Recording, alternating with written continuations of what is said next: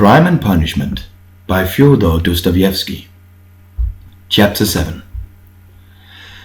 The door was as before, opened a tiny crack, and again 2 sharp and suspicious eyes stared at him out of the darkness.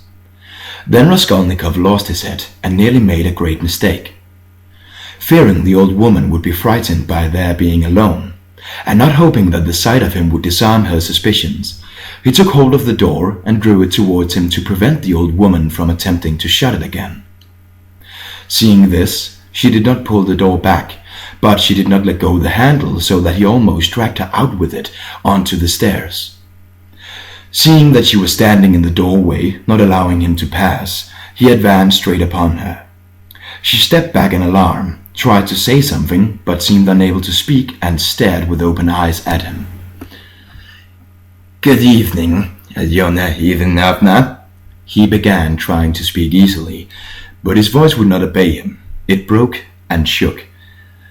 "I have come. I have brought something, but we'd better come in to the light."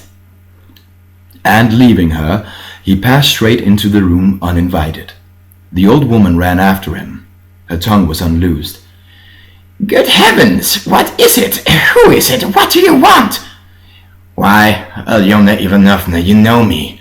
Raskolnikov. Here, I brought you the pledge I promised the other day."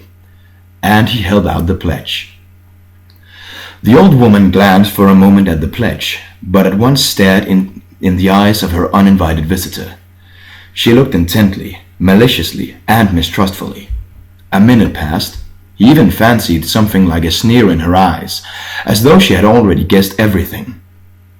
He felt that he was losing his head, that he was almost frightened, so frightened that if she were to look like that and not say a word for another half-minute, he would have run away from her. "Why do you look at me as though you did not know me?" he said suddenly, also with malice. "Take it if you like. If not, I'll go elsewhere. I'm in a hurry." He had not even thought of saying this, but it was suddenly said of itself. The old woman recovered herself, and her visitor's resolute tone evidently restored her confidence. "But why, my good sir, all of a minute? What is it?" she asked, looking at the pledge. "The silver cigarette case. I spoke of it last time, you know." She held out her hand. "But how pale you are, to be sure, and your hands are trembling too. What have you been bathing, or what?" "Fever," he answered abruptly. "You can't help getting pale, if you've nothing you need," he added, with difficulty articulating the words. His strength was failing him again, but his answer sounded like the truth. The old woman took the pledge. "What is it?"